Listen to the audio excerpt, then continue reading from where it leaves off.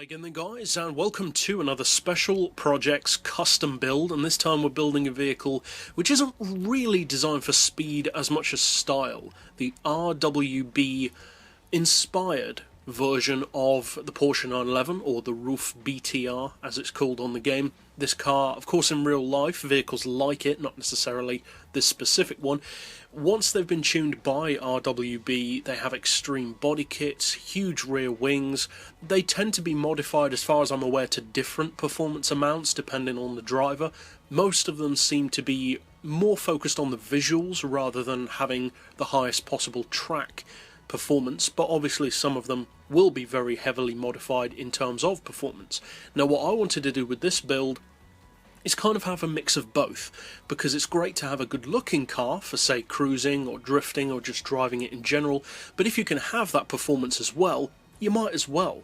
So as far as the visuals, we'll go first of all to the visual tuning garage to cover what I've done to this car, and being custom there is a ton of room for personal variation, as there is with real RWB models. Then of course we'll go over to the mechanical garage for a quick run through of what I've done to this particular vehicle, and then we'll take it out to a track to see just what it can do.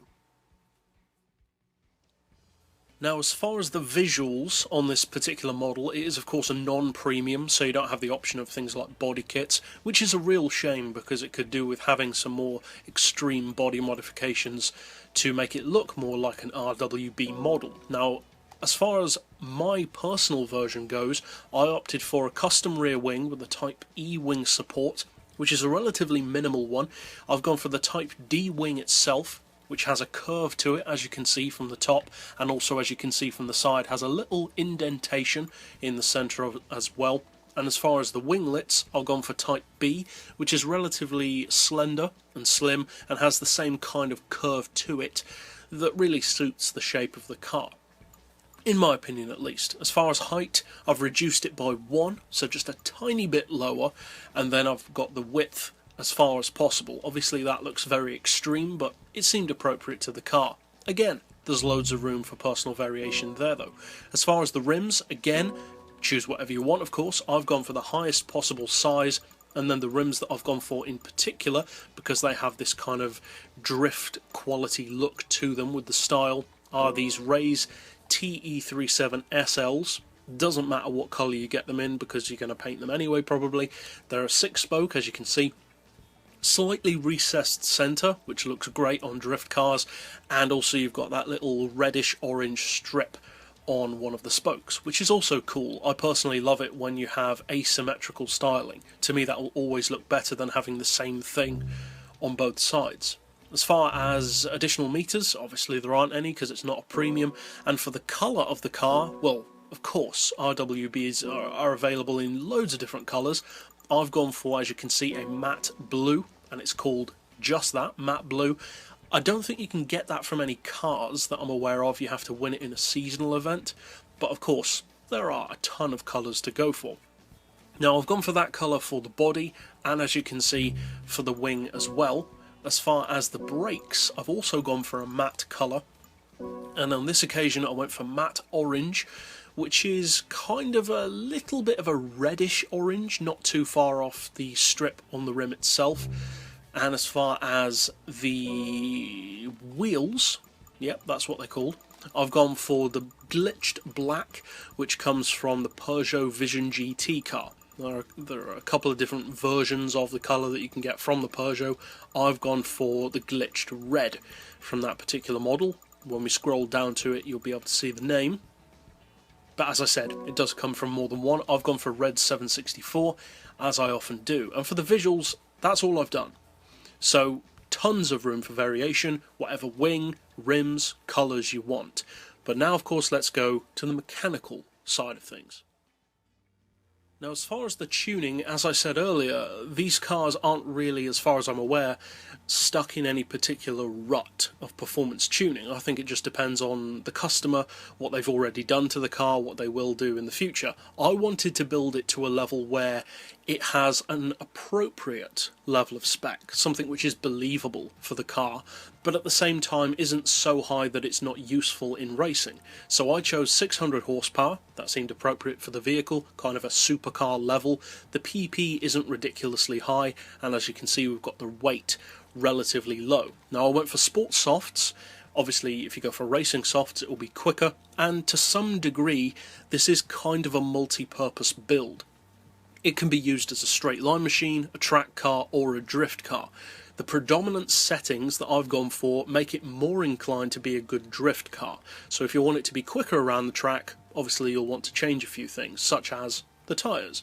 Now on sports softs it still handles really nicely and drifts very well. I've gone for racing brakes. Again, that's down to personal preference. For the suspension I've lowered the ride height all the way, slammed it right to the ground just like a real RWB model. Springs have increased to 1050 and 1375. The dampers I've increased to 5, anti-roll to 4. Camber we are running on this car. I usually don't run any camber at all on my vehicles, but this is purely for the style. I've gone for, as you can see, 5 or halfway on camber. So not ridiculously stanced, and although I may not seem like the kind of person who would, I do really love stanced cars. I think they look fantastic, especially when you do it to vehicles which you wouldn't expect. Stuff like vans or Lotus Esprits or Ferraris, that kind of thing. I wanted to give it a tasteful amount of camber, but not necessarily go ridiculous on it, because you do still want it to be a decent track car, not just something that looks good when it's not moving.